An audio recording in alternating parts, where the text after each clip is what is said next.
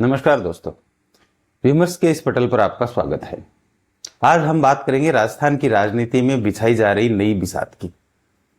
राजस्थान की राजनीति में एक ऐसा फैसला हुआ है जिसने सत्ता और विपक्ष दोनों की राजनीति को गरमा दिया है।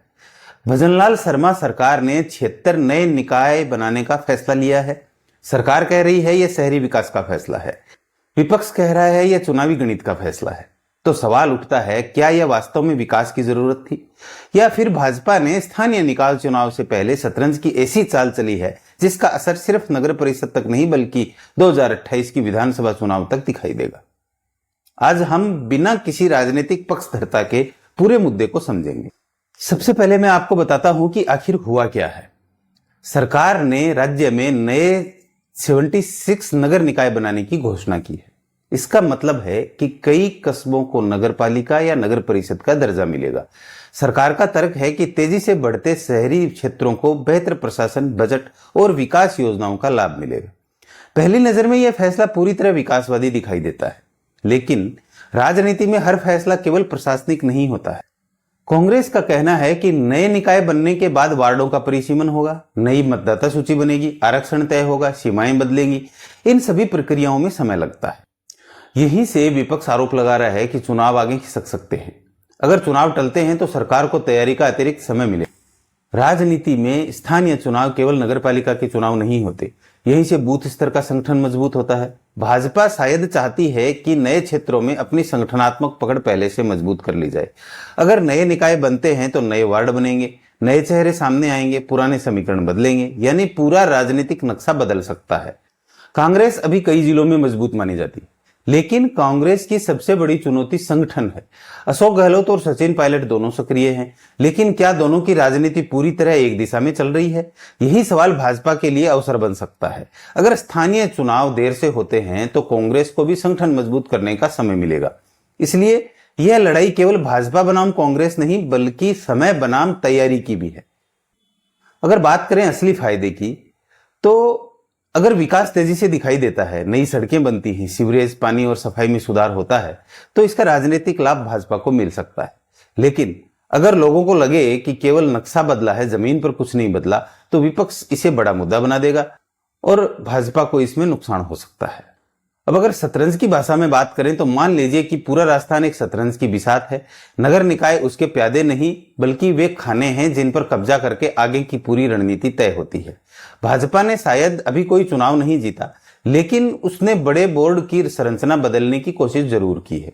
अब विपक्ष को नई बिसात पर खेलना पड़ेगा। यही राजनीति की सबसे बड़ी चाल होती है।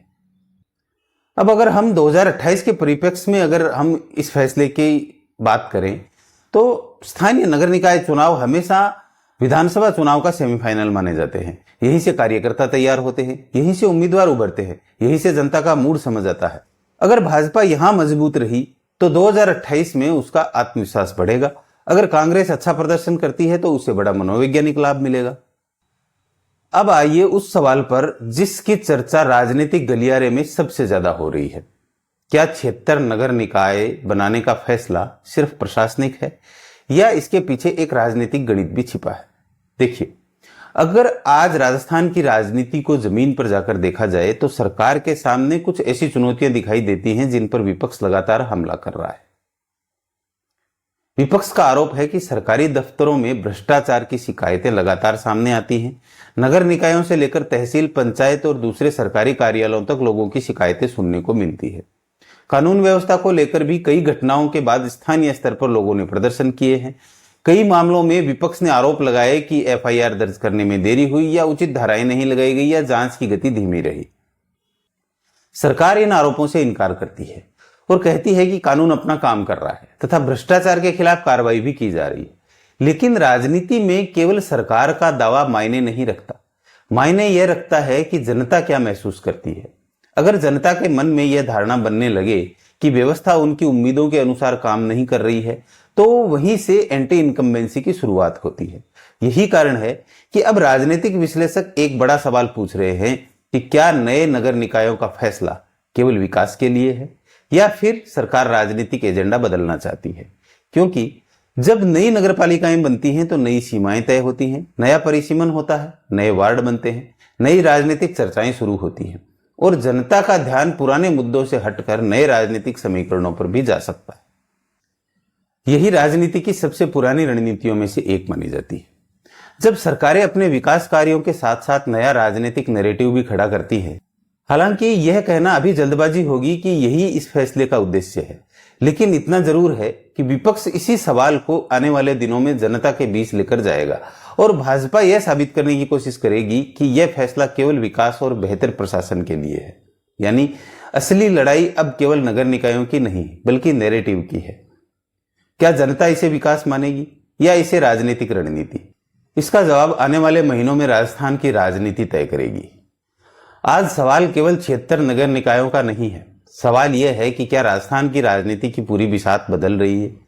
क्या यह विकास की ब्लूप्रिंट है या चुनावी रणनीति का मास्टर स्ट्रोक? इसका जवाब आने वाले महीनों में मिलेगा, लेकिन इतना तय है कि राजस्थान की राजनीति अब पहले जैसी नहीं रहने वाली है।